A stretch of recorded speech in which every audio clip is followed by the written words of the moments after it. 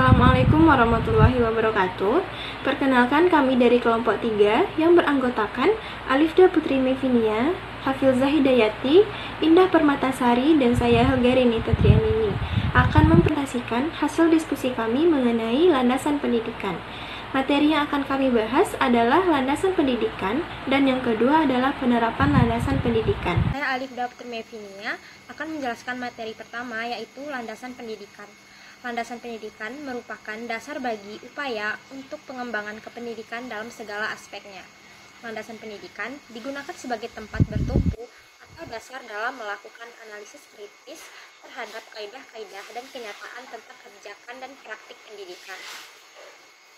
Untuk negara Indonesia, beberapa landasan yang diperlukan dalam pendidikan adalah landasan pendidikan berupa landasan religius, sosiologi, kultural, hukum, dan psikologis.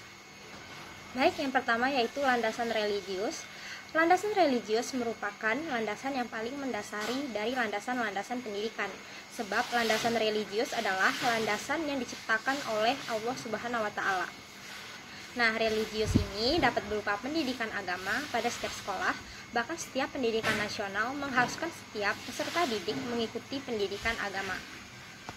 Selanjutnya yaitu adalah landasan sosiologis. Landasan sosiologis adalah di mana suatu proses interaksi antara dua individu, bahkan dua generasi, dan memungkinkan dari generasi ke generasi berikutnya untuk mengembangkan diri searah dengan perkembangan dan kemajuan masyarakat pada zamannya. Pendidikan merupakan peristiwa sosial yang berlangsung dalam latar interaksi sosial. Dikatakan demikian karena pendidikan tidak dapat dilepaskan dari upaya dan proses saling mempengaruhi antara individu yang terlibat di dalamnya.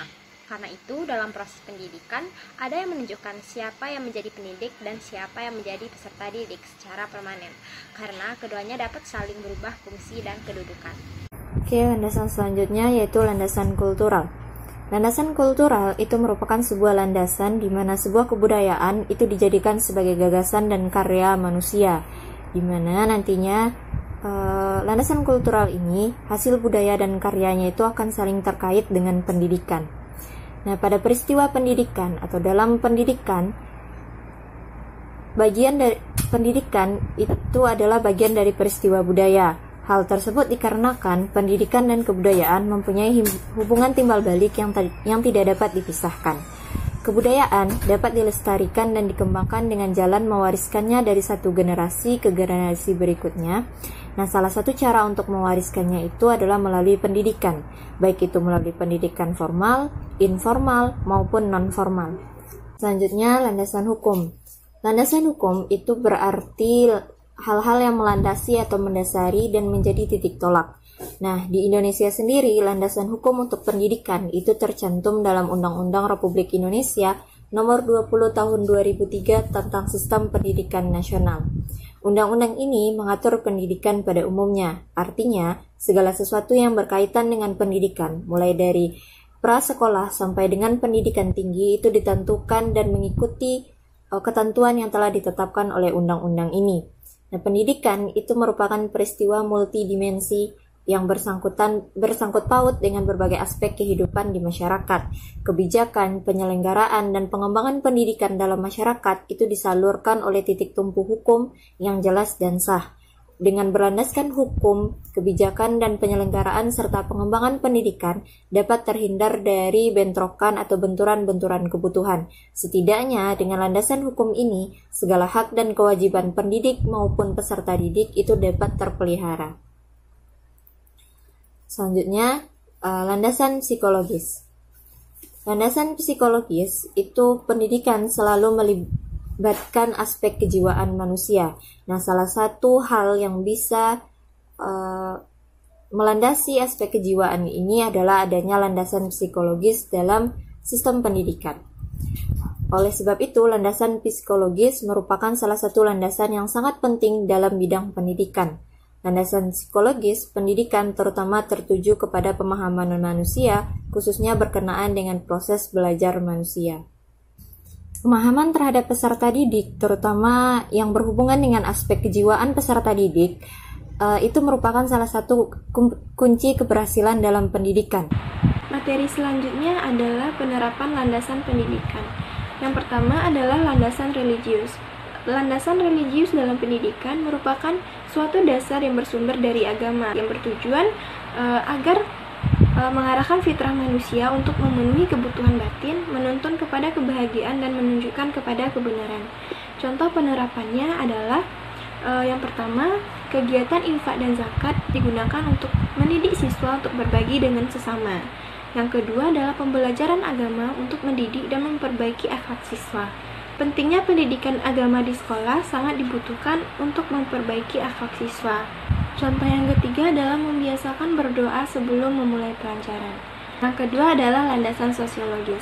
Landasan sosiologis berhubungan dengan proses sosial dan pola-pola interaksi sosial di dalam sistem pendidikan.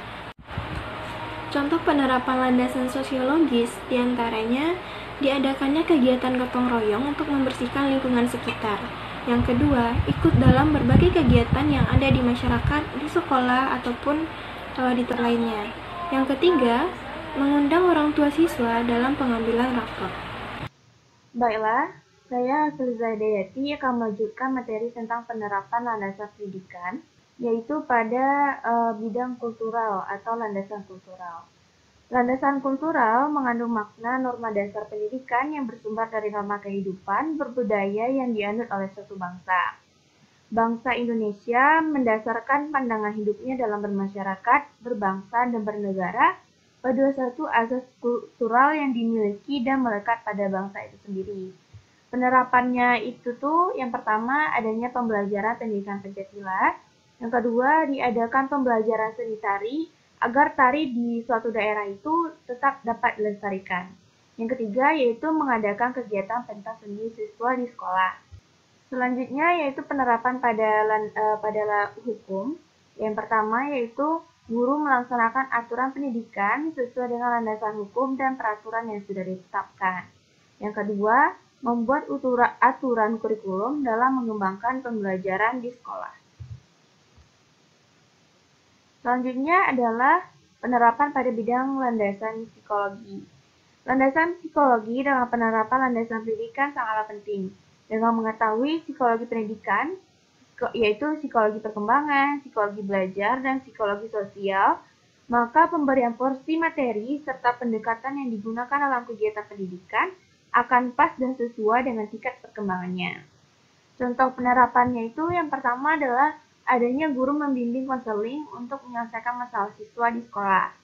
Yang kedua, diberikan beasiswa kepada siswa yang memiliki prestasi tinggi, dan adanya kebijakan sekolah untuk mengumumkan juara kelas setelah diadakan ujian naik kelas, sebagai penghargaan bagi siswa yang berprestasi dan juga menjadi motivasi bagi siswa lain. Sekian hasil presentasi dari kelompok 3. Jika ada salah dan janggal kami mohon maaf. Akhir kata, Assalamualaikum warahmatullahi wabarakatuh.